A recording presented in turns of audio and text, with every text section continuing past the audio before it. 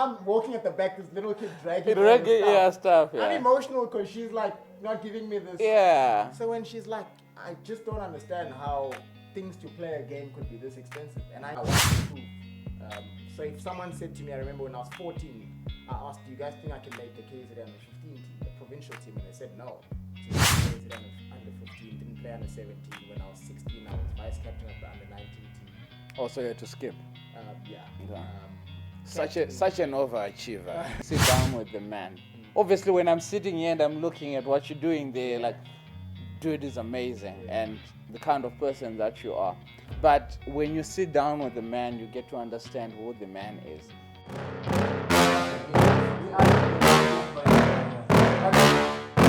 Yeah. Please tell me that I can't, that I won't, that I fail, that I'll never make it out, yeah. Please tell me all the bad, never good, fill my head full of every single doubt, yeah. Please say any negative thoughts, I pop off when I hear people. Hello there and welcome to another one. We're back with another one and it's game on.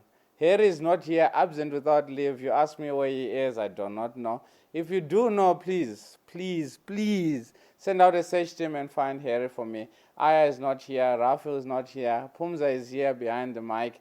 Not behind the mic, I'm the one that's behind the mic, she's behind the camera. And the most important one that is here is you, not him, you. And thank you so much for joining us. If you're new to the channel, please consider liking, sharing, and subscribing. The reason why we come to you every week is so that we can bring custodians and servants of the game of cricket, people that are making a difference. And sometimes it's possible that one thinks that they're making a difference, but they don't know it because no one has told them. And I know, especially with guys that play cricket, they do so because they love the game. And it has nothing, even if you come and say thank you or you don't say thank you, it does not matter. As long as at the end of the day I've hit balls, I've caught balls, I've ran in, I sweated. It's hot right now as we speak. We're coming to you from Centurion and SuperSport, and we're just so humbled at what these guys have done. They've opened their doors to us, and it just shows that as they are servants, we are servants as well. And as we're speaking the same language, we're going to make sure that cricket becomes a better sport or a better environment for you, for me, and for the next person. If you like something like this, please subscribe. We need those numbers. Also, if you want to move and you're in Joburg, I always tell you that when you're moving, you need to add that on your CV because it's hard work. And Best Mini Removals is there to assist you with that seamless transition. They've got the trucks, they've got the manpower, and all you just need to do is go onto their website, www.bestminiremovals.co.za. Norman Abraham is going to take care of you, and from there, just chill. Just move on, get into your car and go, they'll do the rest for you. Anyway, done with the nitty-gritties. Ladies and gentlemen, I've got the skipper with us. I'm so excited. Ladies and gentlemen, meet Mr. We don't call him skipper, Mr. Sibonelo Makhanya. Sir, how are you? Good, thanks, and you, Ted? Yeah, all good. How's things? Can't complain. Yeah. They say even if you complain, no one cares. No one cares. So what's the point? There's no use. Exactly. So We keep it moving. Exactly. As long as you're still alive, I think that's. Gotta be grateful. Yeah. Thanks so much for joining us. You're such a cool, calm spirit. Is that one of the criteria of being a captain? I just put you on the spot right there. Yeah. Well, under my books, I think it's a good quality to have.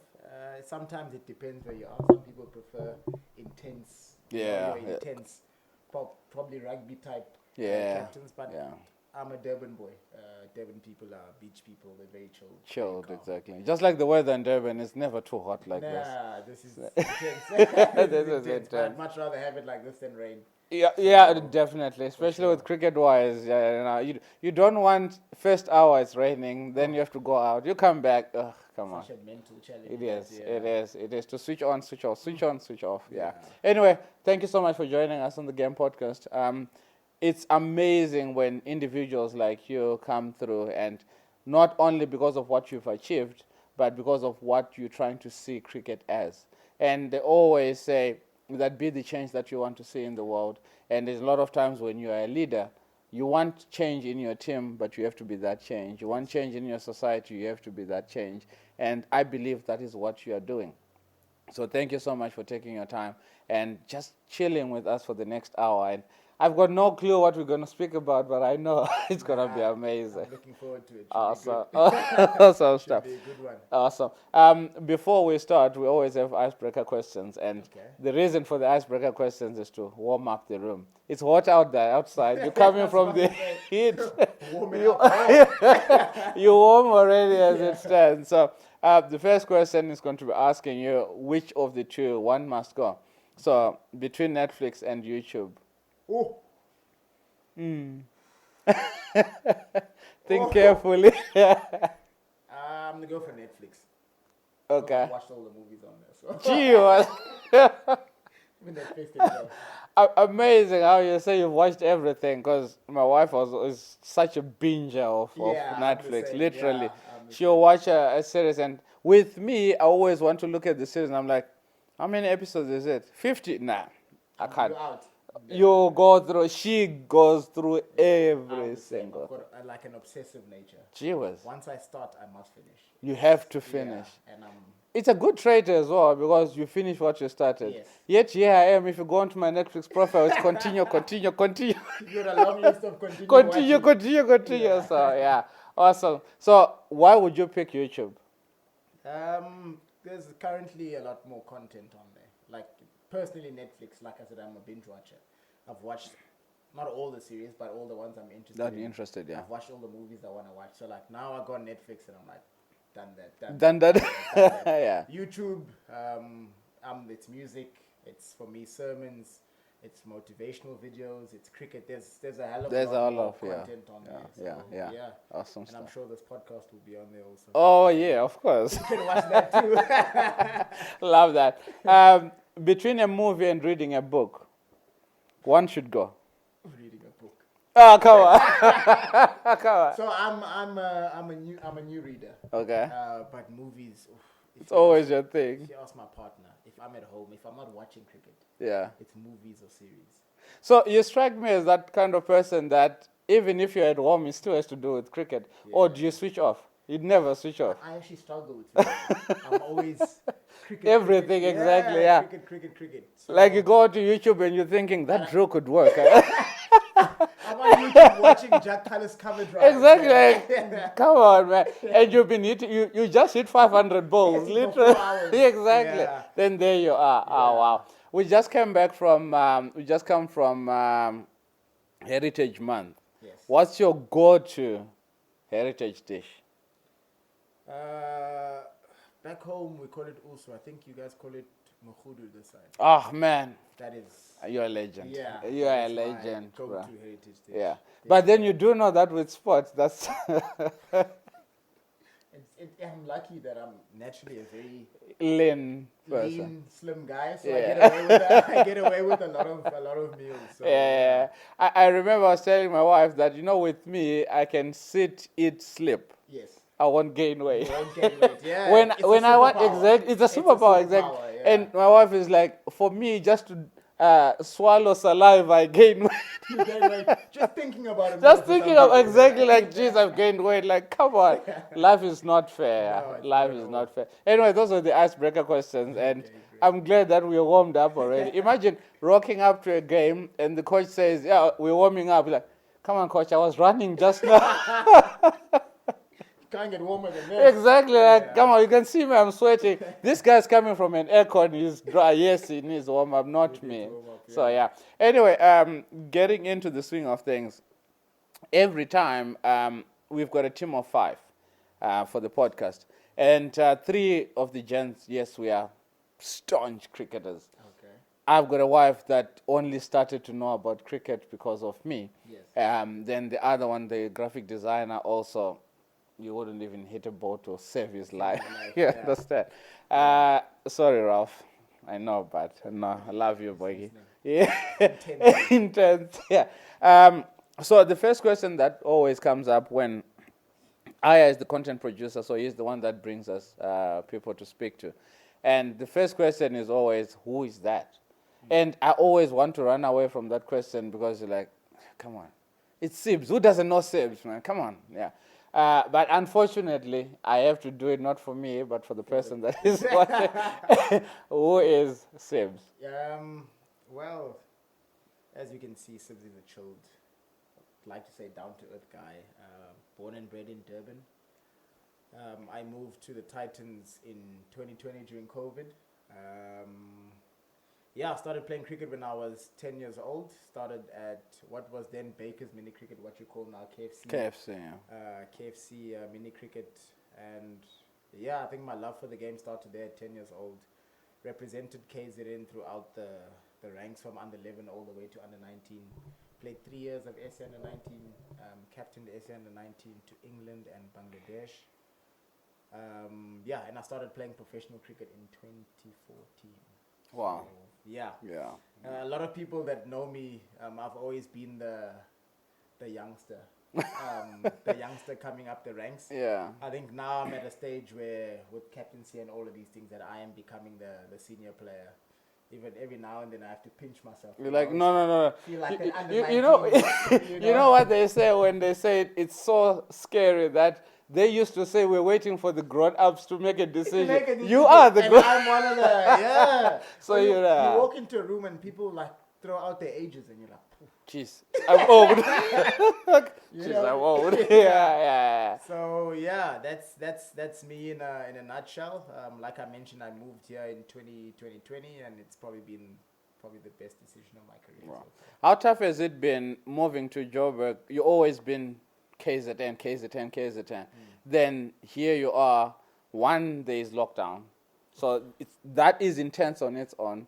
And moving into a new environment for the first time, how did you manage that?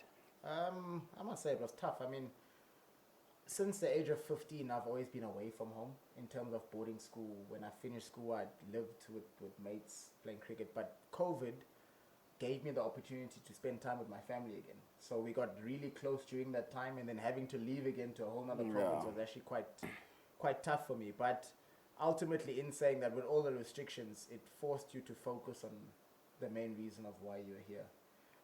And I think that was a blessing for me. And also, Titans is, as a cricketer, there's no better environment that you want to step into in terms of challenging you and growing you as a player. So with all its challenges, it made me zone into the main reason why I was here. And like I just mentioned, this environment is incredible for growth for any cricketer. Amazing. And we're going to touch on that. And I still remember when we came 2-3 weeks ago with Dr. Jacques. And he's like, but here it's chilled. It's a calm environment.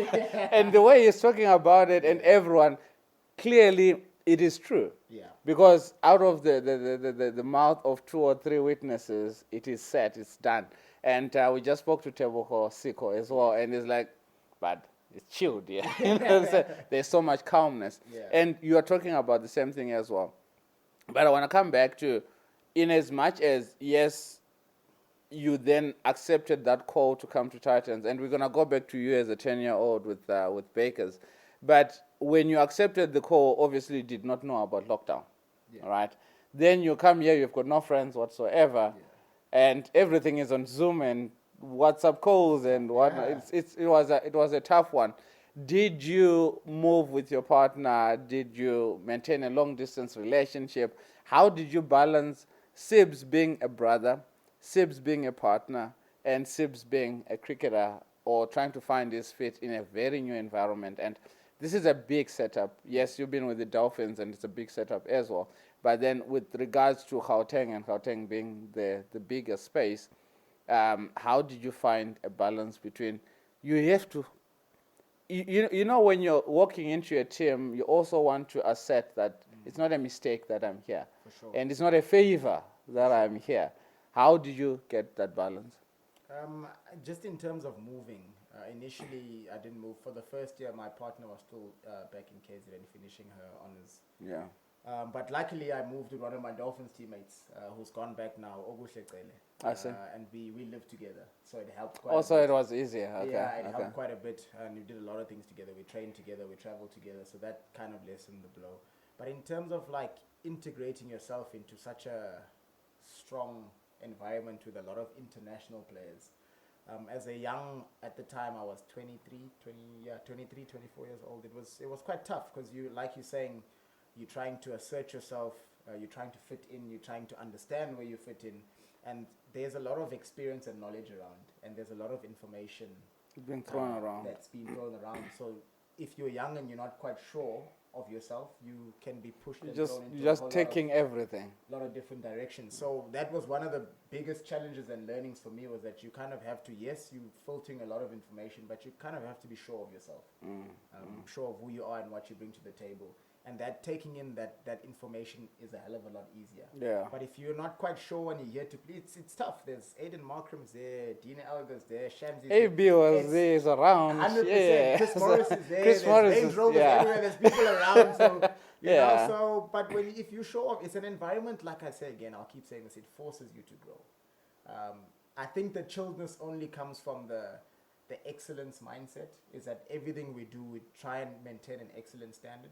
And then outside of that, I think that's where the calmness comes in. When it comes to the outcome of things, you can be a lot more relaxed in terms of the outcome, because you know of the hard work that's been put in. So yeah, man. Ultimately, I think I've said a lot in that segment. But yeah, moving here it does have its challenges. In different spheres, but they are. You know, there are certain individuals, when they're talking, you just keep on smiling. This guy, sorry, I just had to cut you there. I'm glad I have that influence. I'm glad. Yeah. So as I was saying, there are those challenges, but sometimes the environment allows, or it forces you to grow. It forces you to come out of your shell and be better. Yeah. Wow, amazing stuff. So Sib started playing cricket at 10 years old, and the reason why we also bring such is we also need to understand where the person started. Because if you look at Bakers back then and KFC mini cricket right now, it's chaotic, literally. But then to hear of numbers of 120, 125, 130,000 kids that are going through the ranks of KFC, that's amazing numbers. That's amazing stuff. I don't think that can be achieved just by saying there's a cricket on TV, watch it and love it. You understand? Yeah. So it's amazing. And here you are as a 10-year-old. At what point did you then say, you know what, this is actually going well? Yes, in the chaoticness of 8 kids running for the same ball. No. Yeah. One get the ball, throw it to the other one. You're closer to the wickets. Makes life easy. When did you then say from 10, like, no, I think something good is going to come out of this? I wouldn't. Well, I don't think consciously I was aware that something good was going to come out of it. I'll tell you a story with my mom. But before I get there, so 10 years old, I've always been an energetic kid. So I played everything, ran around. I just didn't have a place to channel my energy. That's how I got into the team. Oh, okay. They were missing a player, and there was this kid that's energetic. He's always running around, fetching balls, and just said, just come play. And again, I guess I showed that passion because from Bakers, you play at a club ground, and when the club chairman came to me and he said, look, would you like to join the club, and you know, you can join the under 11 team and whatever. And then from there on, I think that's where it got nurtured. But the story I wanted to share too is that I don't think consciously I was aware, but you know, kids are just innocent, running around. My mom took me to game to buy my first ever cricket gear. Nice. It was a GM set. Nice. And I think it cost about 900 rand. That was a lot of money. Yeah. So my mom was upset. So this game is expensive. like, this is just a game. Why am I spending so much money? So now we're at Gateway shopping mall, and she's walking like 50 meters ahead of me. And I'm walking at the back, this little kid dragging stuff. I'm emotional because she's like not giving me this. Yeah. So when she's like, I just don't understand how things to play a game could be this expensive. And I uttered the words to her, Mom, one day you'll understand. Wow. And she This is a youngster. I promise, she always tells me that I can't believe I said those words at the age. Because you're so young, exactly. You know, so did I know it? I don't know. I don't think consciously I did, but there was probably a burning desire inside of me that had that going from a young age. Wow. Which comes back to the power of words. Yes. I was talking to my wife in the car coming through, and she's like, how are you feeling? And I'm like, I'm nervous. Yeah. And I can't believe that this is happening. Because when we started this, we were like, oh, okay, I love talking. Yes. And every person that I interact with, I kind of feel like I bring in a positive vibe to it. So I was like, okay, when it started in lockdown, we said I was interviewing people that had their businesses. I was like, I'm just going to create a platform on Facebook Live and just chat, you understand? And it had nothing to do with podcasting or whatever. And now in the car, she's like, how are you feeling? I'm like, I'm nervous, but I'm not nervous because I don't qualify. I'm nervous because it's amazing how every word that I've spoken is coming to pass. And here you are as a 10-year-old going, one day, Mom. And she still remembers that, and she still reminds you of that. That's amazing. And did you pay it back, bro? Every day. She's texting you every day. No, she's my mom. Wherever I can, I always help out. You I have to spoil her. You have to. She's done. My parents have sacrificed so much for me. So. How important has it been in your career? So from 10 to 15, when you start playing some sort of competitive club cricket, how important is it to have parents that understand the game? Because from what you are saying now, Mom understood that you need a bat, you need a ball, you need pads, you need a helmet and whatnot. How important is it that a parent understands the game that their child is playing? Because especially if you look in a black neighborhood, it's easy for kids to go play soccer because all you need is a soccer ball. Yes, cocks and all that, those are stuff for you don't need, you understand? You just need a ball. Yeah, rugby as well, you just need a ball and run, but you have to be strong, run. So cricket is different, golf is different, cycling is different, all these sports. How important is it to have a parent that understands the nature of the actual game that their child is going through? Because if it wasn't for that, you probably wouldn't have succeeded this much. Yes. I think it's very important. I was lucky in the sense that I wouldn't say my parents had a full understanding of cricket and what was, like I said, that example of why is kids so expensive. But they were very supportive and loving, which was very important. And luckily, when the chairman at the club at that time, he kind of took me in under his wing. You might know his son. His son actually plays for the Dolphins, Pinel and Subrian. I see. Oh, I see. Yes, his dad, Kugen Subrian. So I kind of grew up under his wing, and he, I'm assuming, had also a positive influence on my parents in terms of conversations from an adult level to understand that you might not have a full understanding of the game, but he's safe, he's with me, this is where we're going, and this is what's needed. So I did have, I was lucky, I had a lot of support around me at the time. But for, like I always say to parents, the biggest key or the things that you need is not necessarily understanding, but it's just love and support. Because that's all a kid needs. If you look at a lot of grown-ups, if people haven't grown up with a lot of love and support, they end up looking for it in different places. Wrong places as well. Wrong places, a lot of different insecurities kick in. So that's ultimately the main thing, and luckily that's what I got. But it only took me to get older to understand it. Wow. I had a conversation with my parents during lockdown, where I, growing up, felt that they didn't do enough for me because it's a trend now going on now. I've got childhood traumas because mom was not in. So you fall under this thing because you don't have perspective of life. Because I got bursaries from the age of 13. I was like, well, you didn't pay for my school fees. Jeez. I was, But that's a blessing as well, because if you're getting a bursary, then why should mom and dad pay school 100%. Fees? You understand? But from where I was coming from, which I grew up in Verulam, coming from Verulam, being exposed to these private schools and seeing how these other kids lived, you then felt like, well, why they don't love me enough? Why aren't my parents, buying me a PlayStation? Why don't I have a GM 5-star? But then you're forgetting that the fees there and what you need, and you're coming from a kid that has got a trust fund and you got a bursary and credit where it's due. You're not taking anything away from the kid with the trust fund. The parents have worked well, whatever. Yeah. But then at the same time, just because you're living with them, it's easy for you to feel like I'm part of them. Yeah. This is what life is. And you lose perspective. But my dad, he nipped that in the bud very quickly. Came home once. So my first 2 years of high school, I wasn't boarding. I was traveling. And I used to live probably 35, 40 minutes away from school. Okay. And my dad used to take me to school. So he used to work 40 minutes the opposite direction. Jeez. Talk about sacrifice. Crazy. And I actually uttered these words to them. I think I was 15. I said, like, what's the big fuss? You guys don't do much for me in boarding school. And so my dad leaves the room. Yeah. My mom's always been loving, The obvious moms, understanding, they're loving. always, It's yeah. a 15-year-old kid. Yeah, having like, a come on. tantrum. But dad will never Dad let it left the slip, room, yeah. went outside.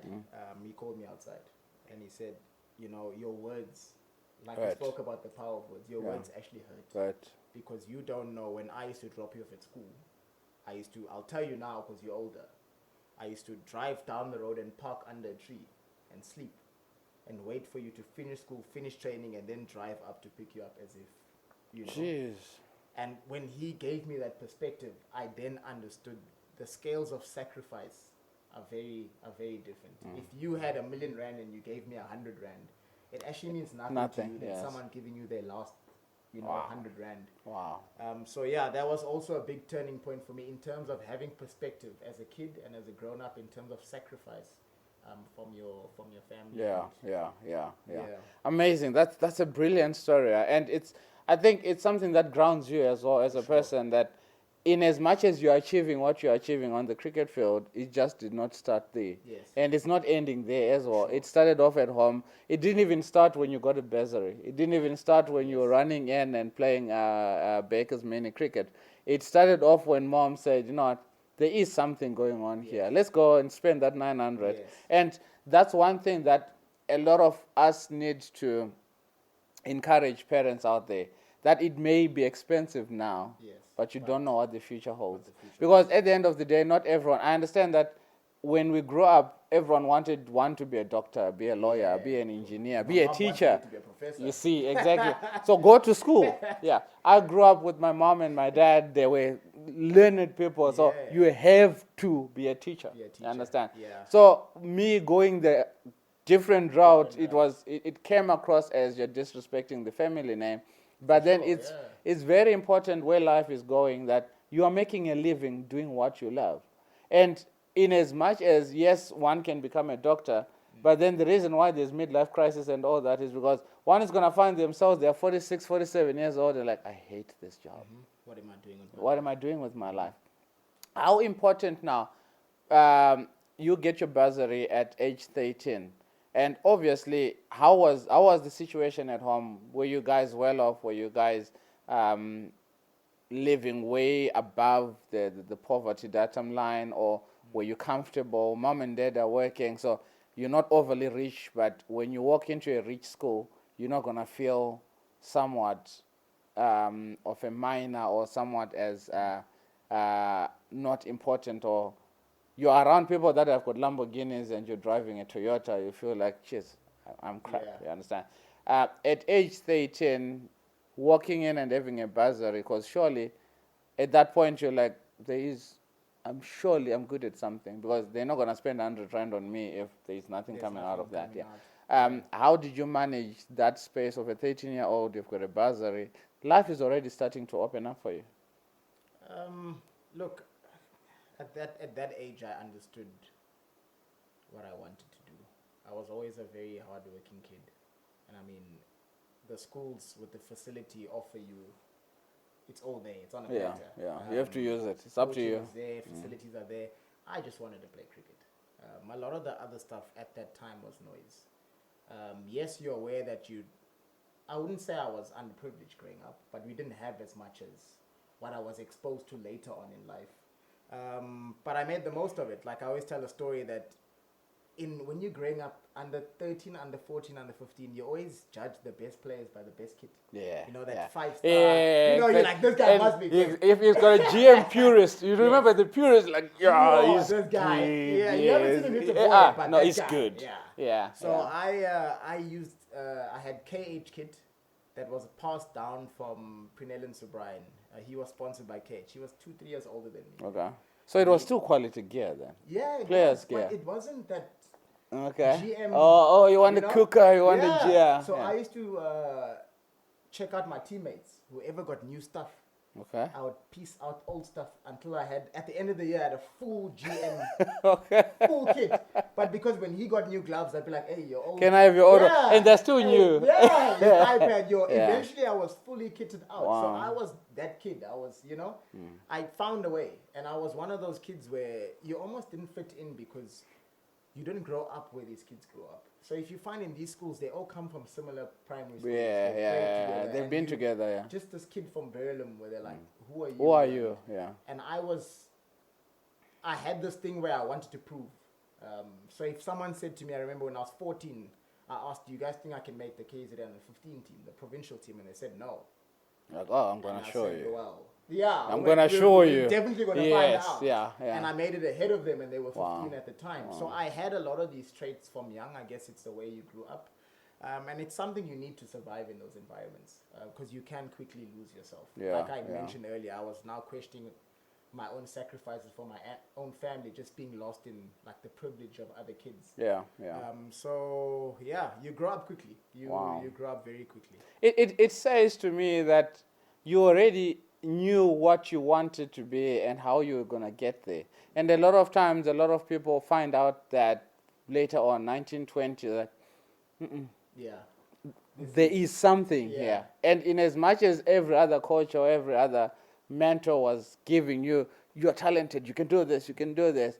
And if one person does not, if the person doesn't believe in what they are doing themselves, it doesn't matter. You can have the best coach in the world, and it's not going to change anything if you don't believe. And here you are, you believed what you wanted, and you went for it. Was that a trait from your parents? Was that the kind of a family environment that you grew up in where you have to be a go-getter? You want something, you go get it. I would say yes, because I had it. I don't know. You know what I mean? I can't just, it can't you just can't fall just from the say, sky. yeah, it's there somewhere. I would say yes, but I think they gave me the room to, in their not understanding, they gave me the room to go out. Oh, just do your thing. We don't know what you're doing, but just go do your thing. In that, then I understood the responsibility. Because once, like, if I come home and I'm questioned about, like, you know, your studies and cricket, you're going on tour, you're doing, I have to now put the proof in the pudding. I have to put something on the table for them to understand. This is what, For sure. So I guess that also played in, you have this understanding that I am doing something against the family grain that people don't quite understand. So I have to be excellent in what I'm doing. I have to show and to show that it's right. It's the right path. And I guess that was one of the driving forces. And again, I'll go back. I had a very good support system. In the not understanding, the support was always there. The encouragement was always there. And I guess I fed a lot of that as a kid. Let's talk club cricket.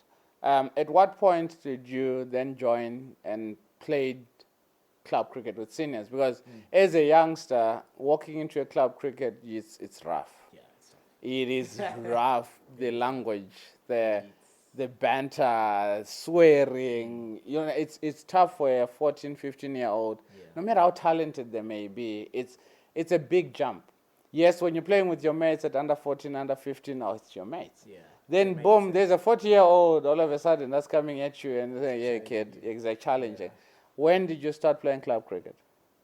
Well, senior club cricket. Yeah. Again, I'm going to go back to Kugenzo Brian. He probably had this master plan.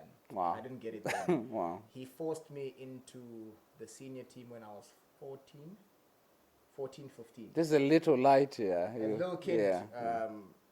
Probably didn't even deserve to be there. I was young. He believed in me, he saw something in me, and he probably wanted to fast track my learning. So he exposed me to that environment very early. But he didn't not just expose me, he challenged me in the environment. Every team talk, he'd want to find out what I'm thinking. Jeez. In front of all these guys. Like every team talk, I have You've to got say 30-year-olds and you're a 14-year-old. What do you think? They're all speaking, and you're just there. You don't even know whether you're coming or going in life. Exactly. And it's like, Makhanya, what do you think? Okay. And then, and I guess that's where the leadership side of it was groomed from a young age, where you're forced to voice out your opinions. You're forced to think about the game. And I think from that experience, a lot of it shows now. Then I didn't understand. I didn't understand why I wasn't playing with my mates. Well, exactly, yeah. Because it's fun there, yes. Now all of a sudden, these oldies, they're abusing me. They're abusing me. The opposition doesn't take too well to keep playing. It's tough. And again, it forces you to grow up. Yeah. It forces you to grow up. Would you encourage, though, that club cricket or 14, 15-year-olds get introduced into club cricket? At what age, rather, the question would be, at what age is it right for a youngster to jump from junior to senior? Why I say so is because I've got this boy that I'm coaching. He is 12, 13. But he's giant. He's a giant. big boy. He's big. I think he wears size 11 shoes, but grade 6. Exactly. So he's the ball far, clean. So I'm saying to the mom, you know what? Let him join senior practice. Like, no, he's still too young. He's my baba and whatnot. And like, yeah, in as much as he's a kid, but then if you introduce him now, it's going to be easier 2-3 years later. Yeah. At what age would you recommend that a kid moves from junior cricket? Because you're playing with your mates, it's fun. You are hitting it far. It's a 135 ball, you're hitting it far. Yeah. All of a sudden, transition to 156. Save you on the bat. It's tough now. It's challenging. Yeah. I think it's the onus is on the coaches. Coaches have the eye. They can see when someone's ready or not. In that, you run the risk because you also don't want to expose them too early that they lose the love of the game and the fun side of it. So it's a fine balance. I think it's ultimately when you get to about, I would say, 14, 15. Yeah. I think it's when you can challenge a kid, when you can see that he also wants to be But there. Sometimes you get talented kids, but they don't want fun. Yeah, you know what I mean? yeah, They don't want to be challenged, but you can push them, but then you don't want to lose them, if that makes sense. Because if you push too much as well, like, I hate this. Yeah. I want to have fun. Yes. Yeah. But as a coach, it's again, like, coaches have the toughest jobs. We don't say it enough. They have the toughest job. They have the most important jobs. They're like vice parents.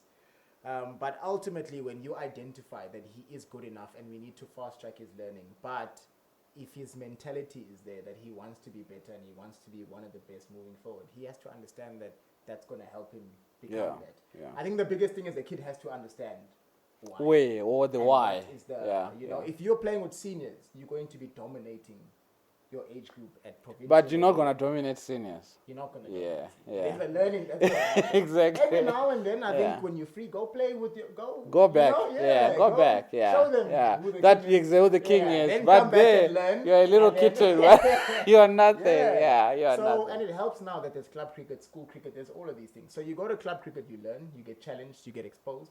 You go back to school cricket, you play. Exactly. There you are. You dominate. You dominate your age group, and you can see the fruits of the benefits of it. Yeah. How important is club cricket? Because one of the things that we always want to channel our energy on is you guys already have all the attention there is. You are at your prime, you're playing pro, and there is a kid out there that's looking and going, I want that cap, I want that signed shirt, I want another kid to come to me and say, here's a shirt, take it. I want to be you. How important is it? And there is a talented player out there at club cricket and probably not being noticed. And I've seen a lot of boys, especially as we're going to come into your under-19 career, where leading up, they're scoring runs, they're getting wickets, but coming to quick, they just crumble. And stats matter. Unfortunately, it's not, this kid last year was banging hundreds, is good. For quick, he did not perform, so sorry, he did not make it. What advice would you give, or rather, let's come back to, is club cricket playing enough of a role to ensure that we get a lot of more players being breeded into pros? I think club cricket is very, very important. I think the more my career went on, I generally feel as if club cricket is losing that almost its place in the game in terms of importance. When I grew up, you had to play club cricket. There were always pros playing, senior players playing, where I think even as professionals now, we can be a hell of a lot better that when we're free, we're going to play club cricket. We're going to pass on knowledge. We're going to show people that it is possible, that you are human, that, you know, where now there's this whole thing about loads and, you know. That's the thing, yeah. So if you're a bowler, you can't, because you bowled, you had a 4-day match there and this. Exactly. So are we killing club cricket? Well, it's a tough question, it's a I know. very tough question. Let me say we can do more. I wouldn't say we're killing club cricket, but I definitely think we can do more. And there's a massive place in the game for club cricket. That's where you do a lot of your groundwork and a lot of your learning. I played club cricket this past weekend and I had a great time. I had so much fun. I actually learned quite a lot. And it teaches you about the basics of the game, and you get to go out there and play without pressure. You know, which is very big for us, because every time we've got eyes on us, obviously. pressure. You have to Just perform. Going there and also taking attention away from yourself. Yes, you're a professional playing club cricket, but you're there to serve and to help. and to inspire, which is very important, and it's sometimes something we lose sight of in the game. So ultimately, my closing statement would be that club cricket is very, very important, and I think we need and we can do more. I understand someone says club cricket is even harder than pro. Oh, yeah. Because the pitches that you play are crap. Yeah. Over here, you know that if it bounces there, it's going to come this point. Yes. If I bounce it there, it's going to do this. There, it's what you prep for. Yeah, exactly. There it bounces, it does that. Or all kinds of different actions. Exactly, So it becomes tougher, and you get to concentrate more as a batter. Yeah. Because now you've got a kid that is coming in, is going to bowl one good length ball, the rest are everywhere. And you're going to wait for another straight one again. And when it does come, because I've seen it especially with under 9, under 10 cricket, where it's going to be wide, no ball. And then bowled. Out. Yeah, that's the worst. Exactly. Come on, man. Yeah. Exactly. So, club cricket becomes... I must say the club cricket standard in this province is actually very good. Is it? In Pretoria, the club cricket standard is very Who do you play for in Pretoria? I play for Irene. Oh, I see. Okay. Last club of the year, so just putting out there. Nice. Okay. Irene, showing off, Irene. Okay. Very. I'm very impressed with the club standard here. So since you joined Titans, you've been playing for Irene. Have you moved clubs? My first season I was at Attridgeville, but I didn't play much. You didn't have time? We didn't have time to play. COVID, a lot of things. And then I just joined Irene because it was closer to where I lived. I see. So I just joined. So for the last 2 seasons, You've been with them. Okay. Irene. I say playing for them like I've played a lot of games. I've probably only played whenever you're available. But I play there. They always open up their facilities for me to do extra training there if I want. So I see. So shout out to Irene. Yeah. Where exactly is Irene? Irene is in Irene. Oh, so it's a place called Irene. Well, it's based in... Dude, go do stand-up comedy, man, because... Yes. Look, the best I can do, I'm not from here, so the best I can do is Irene is based in Irene Country Club where they play golf. I see. There's golf and paddle and everything. The cricket field right there. So you chose the wrong career, but take a mic and go do stand-up comedy. Stand up. I wish be making funny money. Funny money, exactly. Yeah. Let's talk about your under-19 career. And you led 3 times. The first moment that you were given the captaincy badge, did that come as a surprise to you, or is something that you always wanted to see yourself as a captain? Reason being is, at the Dolphins, you never captained. And here you are at the Titans, and you are thriving. And you're leading some of the most amazing individuals. I mean, you're Captain Dean Elgar. Yeah. What do you say to a former test captain, you understand? And like you said earlier, that sometimes you kind of feel like you're getting so much information, so much so that you feel like, no. Yeah. You don't know, you lose your worth, or you lose who you are. When you got that first call up to be captain, is it something that you always dreamt of, or it's something that just fell onto your lap by default? At the time, it was something I'd always dreamt of. I think like building up to it from the age of 14, I mean, I captained school, all the teams. I captained KZN under 15, didn't play under 17. When I was 16, I was vice captain of the under 19 team. Also, you had to skip. Yeah. Okay. Such an overachiever. I mean, I captained provincially throughout.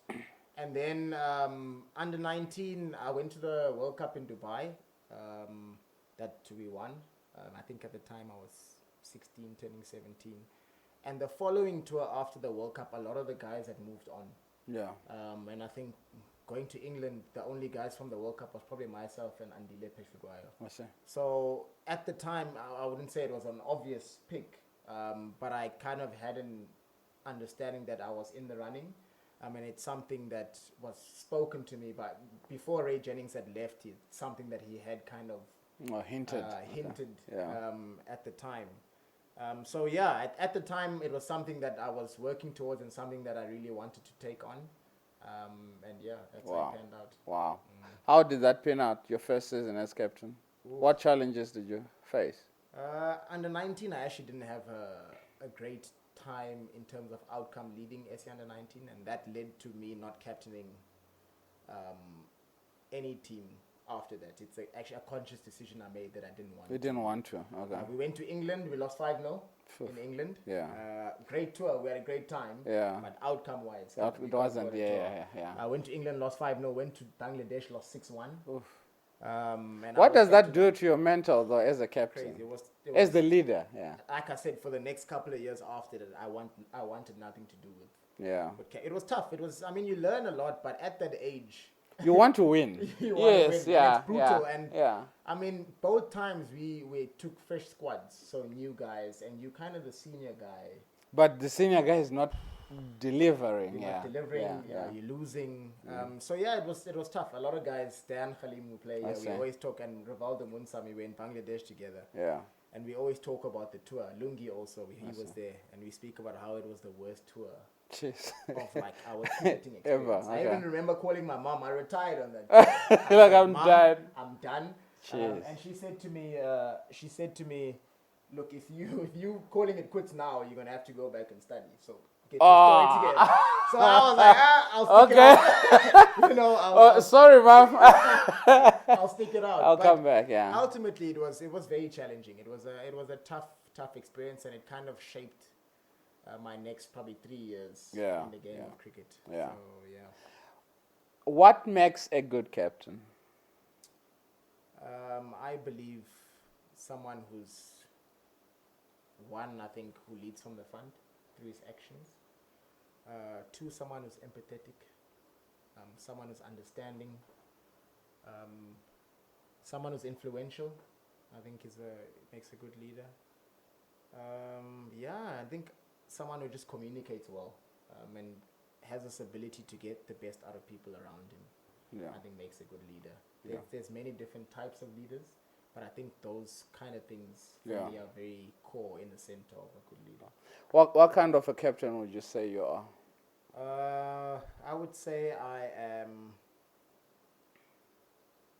a very understanding captain. But they say understanding dudes get ran over. For sure, but you learn in ways how to be understanding. There's many ways in sport where, like, sportsmen are human at the end of the day, and we're fragile. People think with these performance machines, and they don't quite understand why you're not performing, why you're not perfect, why you're not, you know. And I'd like to believe I captain through serving. My biggest thing in the team is to serve other people. And in that way, you get to deal with the human being than the cricketer. Yes, as captain, you want outcomes and all of this stuff, but in the build-up, there's a lot that goes into it. And you're dealing with the human being. And if you can get close to the human being and tap into that guy, you can get the best out of him through his performances. So hence why I say I'm the understanding guy. I try my best to understand you. Will I challenge you? Yes, like that's the environment we're in. We have to challenge each other. But ultimately, we have to understand. And the environment must be set for you to be able to be comfortable to be yourself and to express yourself. If there's an area where I need to grow, I do. With understanding, like you say, you can't be too understanding. I can grow in terms of maybe being harder at times, where you don't need to understand. Like, come on, I need it. Yes, you know, find a way. Whatever you. I don't care, but that's where we're going. Yeah. We say that I'm also a growing captain. What I can never take all the success that's come with captaining, because I've got a very strong management team and a very strong group of leadership of players that are leaders in our team. So they help me along on the journey, and I'm learning every day, and I'm very open to becoming better as a leader and serving my teammates. So, and I think as well, it makes it a lot easier if you've got a bunch of guys that are supporting you, not because of who they are, but because of their servants of the game as well. So imagine if we're in one room and you say you're my captain, like, nah, I played for South Africa, but so there's nothing you're gonna tell me. You're not gonna tell me. You're not gonna tell me anything. It becomes difficult for the bigger goal, for the bigger picture. Yes. We are trying to achieve something great, something bigger than ourselves. I think the one thing for sure is cricket has to win all the time. It's not about you, it's not about me, it's about cricket winning. Yes, the team is going to win, great, we're going to get the glory, great, but bigger picture is cricket has to win. What kind of challenges have you faced as a captain, especially now? You went through, you told me the challenges, you told us of the challenges of losing. And before I ask for the challenges, how difficult is it to lead when you have failed? So you sit in a changing room and you went out for a duck. You got banged you got bashed when you were bowling. You drop catches maybe. And you sit there and you say, gents, this is unacceptable. Yeah. How difficult is it to, if you scored your 100, it's easy to sit down there. Easy. Yeah, The it's chest is easy. out Yeah, it's easier. When you are failing yourself, how difficult is it to still lead? Personally, I think it's an area that I need to grow. I'm sure it affects a lot of leaders. It's extremely tough to lead and you're not leading by example. Yeah. Hence why one of my first points where someone who leads from the front, it's ultimately the most ideal place to be in. I think if anyone was a captain or leader, they'd want to lead with, Winning, yeah. It then tests you a little bit more if you're not performing. Yeah. That kind of Yeah. character and I believe the best leaders are consistent. It doesn't matter whether they're performing or not performing, they're absolutely consistent. Wow. I mean, that's an area for me to grow. And like us, it's challenging. There's times where you have to get out of your own head because as much as you captain, but your game's also important. Important. Because you're still a player as well. And it affects your confidence. Yeah. But that's where something like leadership is, I can say is one of the blessings of leadership is that it takes attention away from yourself. You force yourself to not worry about it. You've got a whole team to lead. So you've scored a duck, get over it because So what? you have to lead guys out and it helps you get over yourself a lot more. Wow. It's challenging, but I guess there is a blessing hidden in leadership where you just get over yourself a lot more and you have to focus on. Yeah, because the thing is, you can't be a leader if you're not going to be selfless. For sure. So yes, you went out for a duck. Yes, you got bashed for runs, and it happens. Yeah. Get over it. The next player needs you as a leader. They need you as a guide. So that's amazing. What challenges have you faced having right now? We fast tracked right now when you got the captaincy for the Titans, and well done. You're doing amazing stuff there. You. Thank you so much. We were here watching you against the Rocks. Yeah. Brought my son as well, and just seeing the kind of leader that you are and the whole team working as a group, that's just amazing. What challenges have you faced? Because you didn't just wake up and everyone is understanding you, everyone hears you, everyone follows you. What challenges have you faced?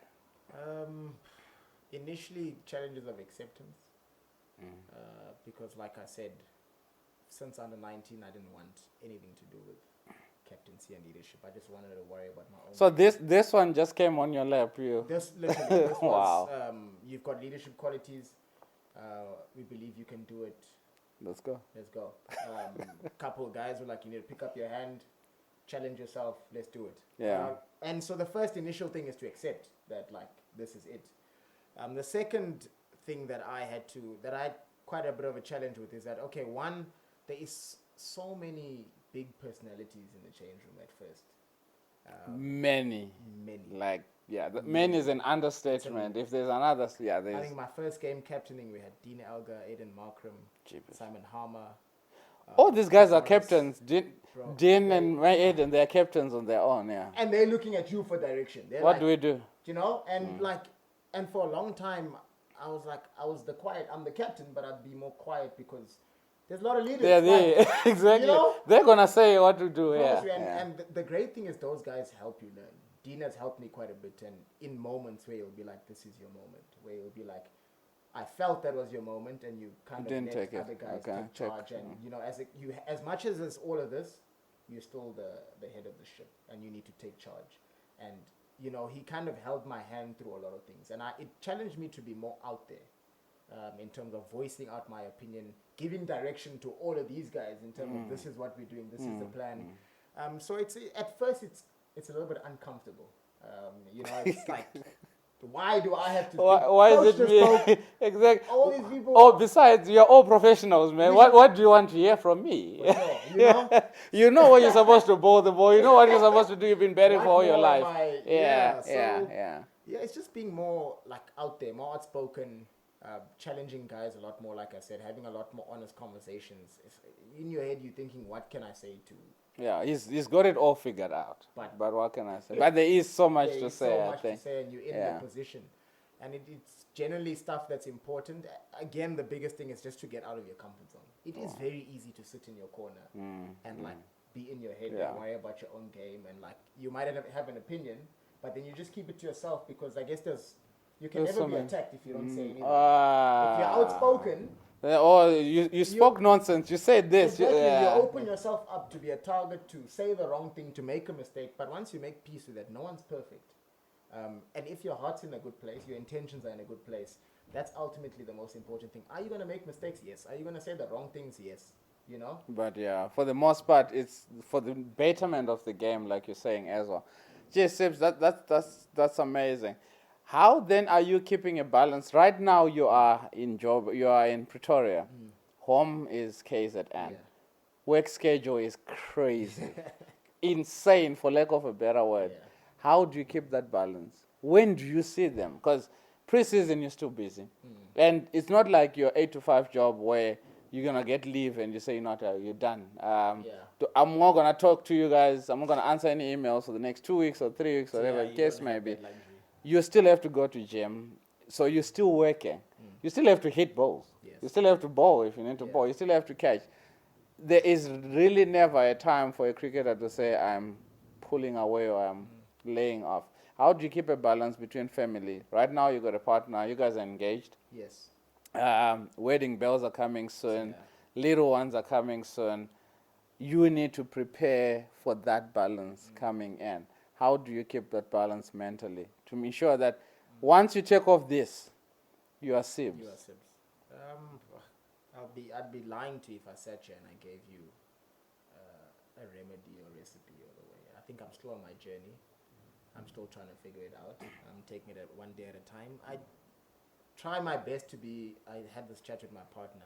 I try my best to be present, and that's one thing I've struggled. Like you mentioned now, you've been batting for 4 hours. You know, you home, you're watching YouTube. You're watching and cricket. And so it's every now and then understanding that this is the only time they get with you. So be present and allow them that time. Whenever I've got a off weekend, try my best to go back home. It's never enough for my parents. Because you land on a Friday night, Sunday you have to leave. Exactly. So you're there for a day. And you're still there and you still want to see your mates. That's the thing. Yes, you go to that one or that one. When are you going to see us? It's never enough. But when I do have free time, I try my best to go home. Weekly, my mom and my dad, we on phone calls all the time, just trying to connect. Every now and then when my sister's at home, because my parents are not quite tech savvy, I'll video call her and Oh, so now you have to move the it's so phone amazed around. that they can see me. Oh, like, wow, you look so good, boy, So amazing, there's still amazing. that element, and I guess it helps a lot having my partner at home. We spend a hell of a lot of time together. We watch a lot of movies, like I mentioned, together. Good. You share the same traits. Same traits. We're always in each other's space, and we're just there in each other. We're both on our own individual journeys, but the fact that we have each other, I think is incredible, and it really helps in terms of balancing out. Sibonelo Makhanya makes a debut for the SA20 for Joburg Super Kings, and everyone goes ballistic. Sibs, and I was there, man. Sibs is here. What was going through your mind? And you're still calm. You've got Faf, you've got Andrew Simon, you've got big names in that changing room. Crazy. Saturday, I get a message from Faf. Wow. We played together. We won the MSL together. Paul Rocks. Messaged me and he's like, "Look, bud, just a heads up. We're looking to get in an extra batter. We are batter light. So we're not just giving you a heads up. Cool. Means nothing. It's a message from Faf. It's Faf. Wow, Faf. Yeah. Sunday, I played club cricket at TUT. A kid actually reversed into me. I got knocked. Ouch. So it was an interesting. So it was bad things were just happening. It was just, kid knocked into me. We had to get to. It's a whole process when you get into an accident. Yeah. Monday, Faf messages me on Sunday again. We need you. We're back in Joburg. They were playing in Paarl and Cape Town at the time. We're back in Joburg. We're having training. The manager's going to message you. Just come through for training. So I get there. It's myself and there's a guy who plays in England, Daniel Bell Drummond, a batter for Kent, I think he plays for. So it's me and him. They give us kit, and Fleming comes to us and he's like, "Yeah, it's just a training session. It's a trial, but it's not a trial." So, okay. And all these things are just happening. Like, it's a trial, but it's not a trial. But at the time, I think I had a good perspective on it. Like whatever outcome happens, it's all right. happen. Yeah, I'm blessed to be here. let me give my best. Regardless, It doesn't You matter. understand there's a lot of things out of your control. You can't control it, yeah. You can't. Yeah. So I get there, I do my thing, say cheers to the guys, I leave. On my way home, I get a message. Welcome to the team. You can check into the hotel from 4 to 7 this evening. Jeez. It's like it's happening quickly. So quick, yeah. You know? So then I move, I get home, pack my stuff, tell my partner she's excited. Oh, wow. Yeah, she's Yeah. over the moon. I'm not quite sure what's going Like- on. I'm still quite numb. Yeah, My yeah. cars, the bumpers hanging. There's a lot that's Yeah, going on. yeah. Get to the hotel. They didn't have space in the main hotel where they stayed, so I had to stay across the road. Stayed by myself across By the road. yourself, yeah. The next morning we had a photo shoot. Okay. So they get all You your have head to, and shoulders. yeah. So I'm doing this photo shoot in this JSK kit. Like it's a surreal experience. Fleming is sitting there on the couch with his notebook. There's a game that evening, by the way. Okay. This is around 10 o'clock in the morning. Okay. Doing my photo shoot, Finish my photo shoot. I'm about to leave the room. It's like, can you join me? We're just going to have a quick meeting. By the way, you're playing this evening. God, what are you doing to me? What? Yeah. So I'm sitting there. Now my palms are sweating. Obviously, yeah. I'm sweaty right now listening to I this. look at my watch. My heart rate was like 160. I'm Just sitting went skyrocketing. up to the man. roof, and Yeah. that was my initial contact or experience of joining the team. Luckily enough, it happened so quickly, so I didn't have enough time To process to it. process Yeah, everything. So I was much more freer going into it. And then you get to the Wanderers. The atmosphere is packed. absolutely electric. Yeah. It's packed. Everything is yellow. Yeah. It's just an unbelievable experience. And we won that game, which was very nice. I think I hit my first ball for 4. Yeah, It yeah. was incredible. Yeah. 4 and next ball out. Out. In the second, it was just... But ultimately, it was an unbelievable experience and something I'll cherish for the rest of my life. Wow. What would you say you learned in your, and we're about to wrap up, whatever that was said in the changing room with all the big names there, all the great world leaders in cricket at this point in time, what did you get from that? What did you take out of that changing room that you're applying in your life right now or in your leadership right now? Clear communication, very clear, just in terms of roles and what we're trying to achieve. Very, very simple, I would say. Keep it simple. Keep it simple. As from an outsider coming in, you'd think that like these people know some magic, some things that are out of this universe, because you look at the level that they're operating, but it's actually very simple. Very simple. They're very, very intentional about what they do, and they're very accurate. There's never a time where they don't know what they're trying to achieve, which for me was incredible. But the simplicity of it was the biggest thing. Wow. Very, very simple and clear. Wow. And that's something we, like I say, we try and create this whole magical world in terms of successes. You need to, no, it's actually simple. You need to have a direction, believe in what you're doing, and Just go. clear communication, and you go. That's Just how we're go. going to get there, and you go. So simplicity is the key. Well, I'm taking that, but simplicity is the simplicity key. is the Amazing. key. Sibs, before we leave, we always have, thank you so much. You are such a gent. Never sit down with you. And it's always true that they say, it's only until you sit down with the man. Obviously, when I'm sitting here and I'm looking at what you're doing there, like, dude is amazing and the kind of person that you are. But when you sit down with the man, you get to understand who the man is. Before you are a captain, before you are a cricketer, you are Sibs. And that part, to me, that's my takeout from this interview, that this was not an interview, it was a conversation. Yes. Before I let you go, we always ask this statement, and there's going to be one after that, sorry. A wise man once said, what is the statement that you live by? Bible verse, philosopher, you name it. A wise man once said, keep it simple. There he is. Look, I'll give you one of my favorite scriptures, which is ultimately, I can do all things through Christ who strengthens me, Philippians 4:13. And it is just a word of faith. Sometimes we're trying to figure things out by ourselves so much that we mess it up. Wow. It's just about having faith. Look, when I say have faith, we don't have control over the outcome.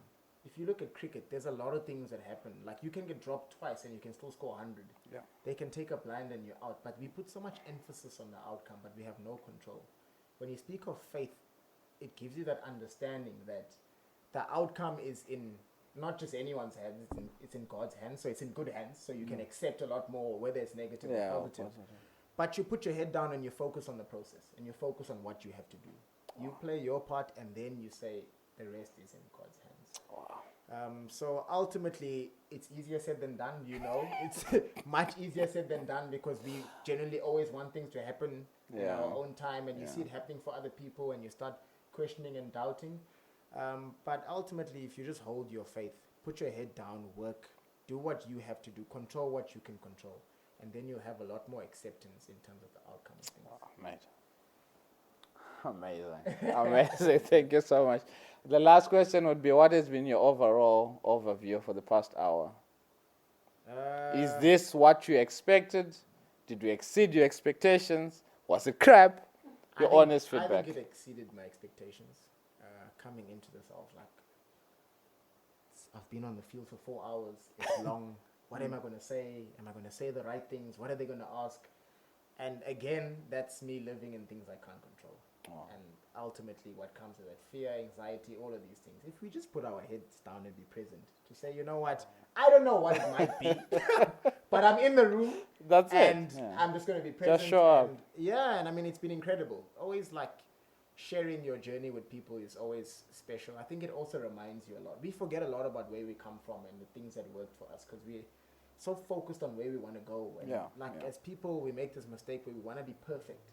And we forget that we're on a journey. We're going to trip and fall and we're learning and, But ultimately, this has exceeded my expectations. If I had it my way, I'd do it a hell of a lot more often.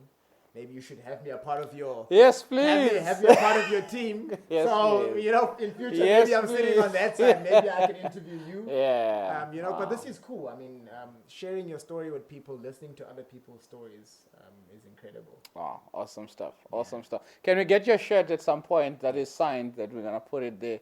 And we say, we've got Sibs, we've got Yoli, we've got Mtua. So thank you so much for all you guys are doing. To me, I think my wife understands when you said simplicity. To me, this is where I want to be, and this is how I'm going to get there. And I can't control how I'm going to get there. Right. And a lot of times you think that it's just A to B. But maybe there's an A1, A2, exactly, until we get to that B part. So, like you said, I'm taking out that simplicity, and shout out to you, mate. Keep doing what you're doing. Keep serving the game. Keep being a custodian of the game. And may your marriage, may your kids always look at this and say, my dad did something different in the world. Yeah. Not only in cricket, in the world. Yeah. And you are a whole lot of difference in this world. So thank you. If you are still here, what an hour it has been. The captain was here, and the captain shared. The captain has got wisdom. The captain is calm. The captain believes in God. The captain has faith. And they said, if it's not faith if you've got a backup plan. So don't have a backup plan because you can't control the outcome. If you're just going to believe, just believe. If you're just going to keep it simple, just keep it simple. If you're new here and you're still here, please consider liking, sharing, and subscribing. That way you're going to see of the next person that is coming in, that is a custodian, that is a servant of this game. Cricket, soccer, rugby, you name it, or whatever sphere of life that you are in, whatever career that you are in. We'll see you guys bright and early tomorrow. Remember, stay safe, keep believing, and God loves you. Cheers for now.